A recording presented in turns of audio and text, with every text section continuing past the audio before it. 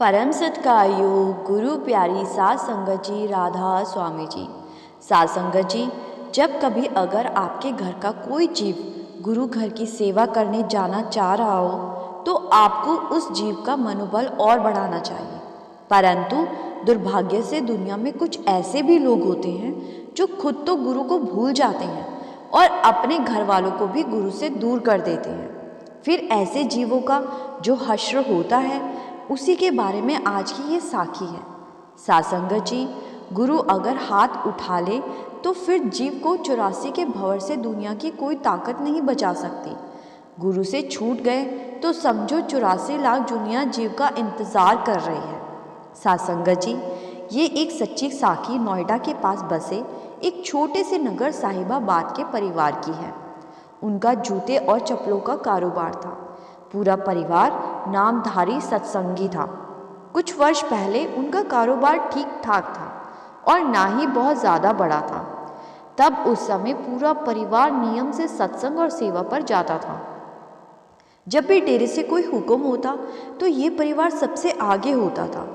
कभी भी कोई सत्संग या सेवा का मौका ये लोग नहीं छोड़ते थे।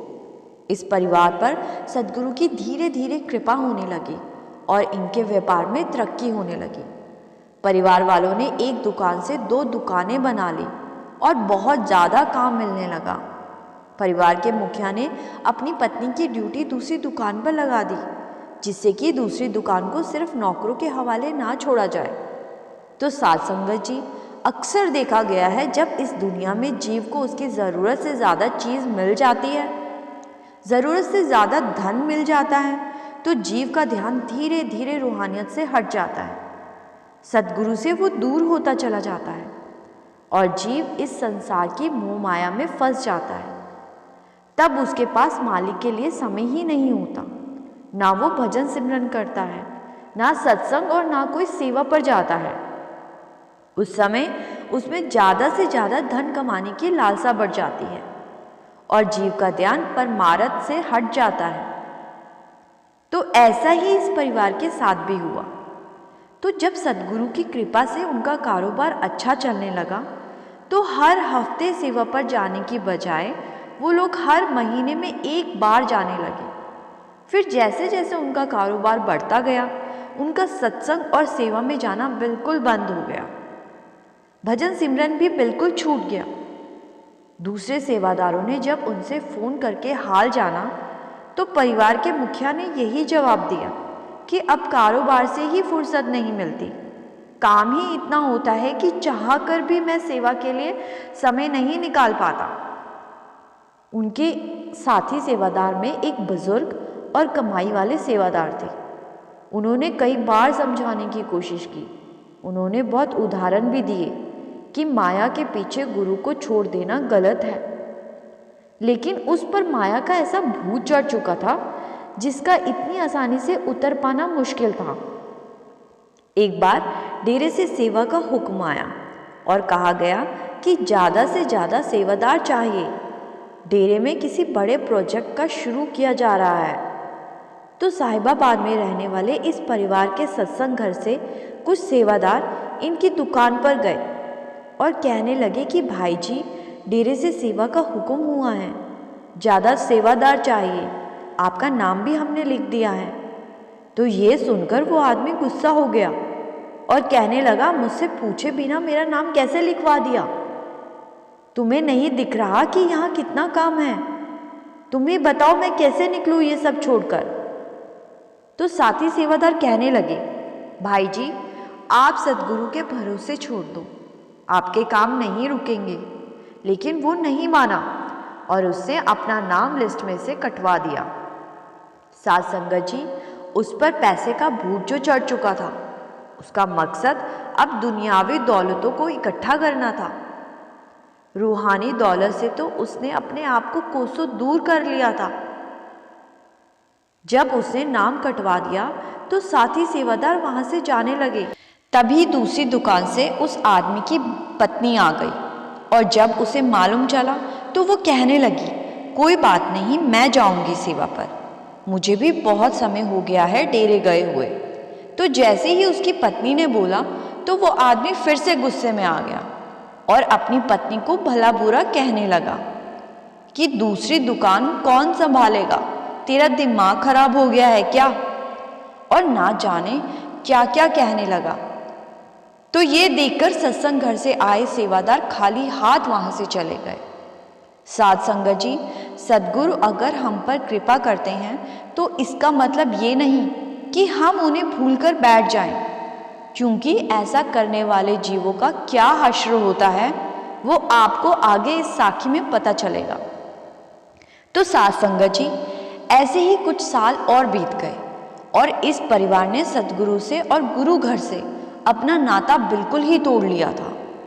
पत्नी घर रहकर भजन सिमरन कर लेती थी और पत्नी सेवा पर जाना भी चाहती थी, लेकिन अपने पति के दबाव के कारण उसका भी सेवा और सत्संग पर जाना बंद हो गया था।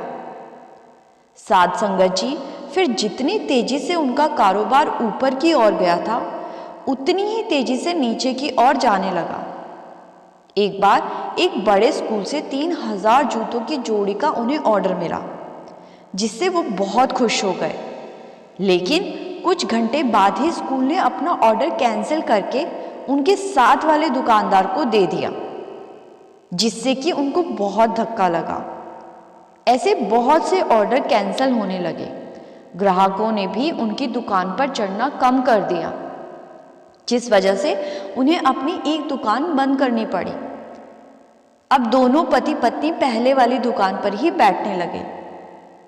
साध संगत जी, जैसा कि अक्सर होता है, व्यापारियों ने बैंक से व्यापार करने के लिए पैसा उठाया होता है, तो इन्होंने भी बैंक से लगभग 2 करोड़ रुपए की लिमिट बनवा रखी थी, जिसके बदले इन्होंने अपने घर के कागज बैंक में रखे हुए थे। अब जैसे जैसे काम कम होता गया तो ये लोग चिंता में पड़ गए कि इतना स्टॉक अभी गोदाम में पड़ा है, अगर वो ना बिका तो हम बैंक का पैसा कैसे उतारेंगे।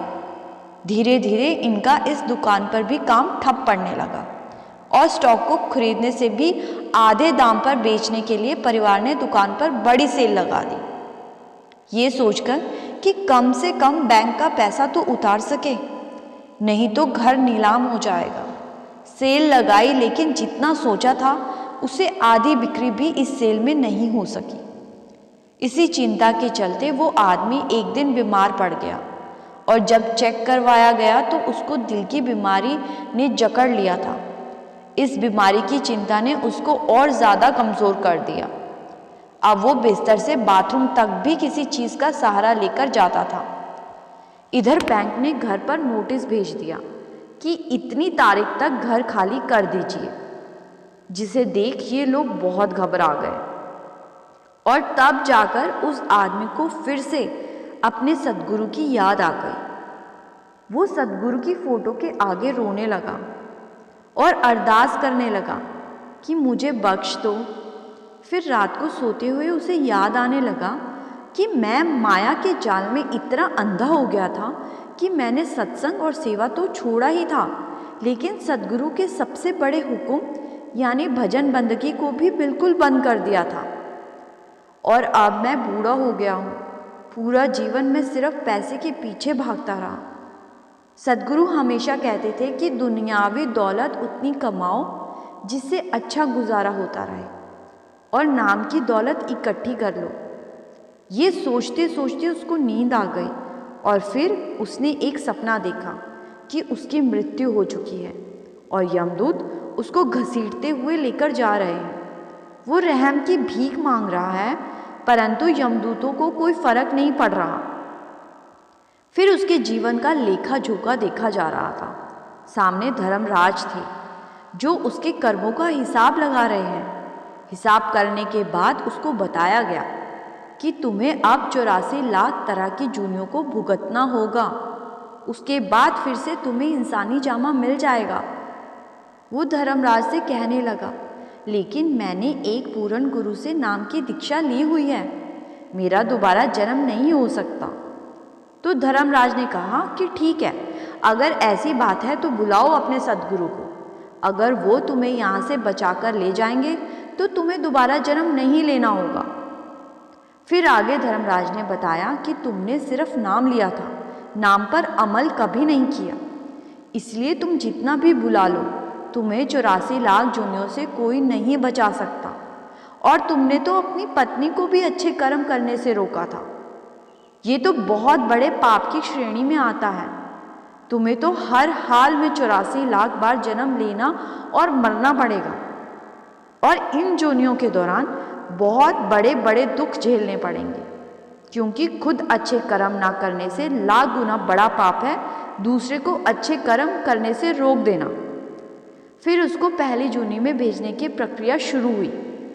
उस आदमी को घसीटकर एक नदी के पास ले जाया गया जो अंगारों से भरी हुई थी। तो वो यमदूतों से कहने लगा कि मुझे यहाँ मत डालो, मुझे मेरी पहली जूनी में भेज दो।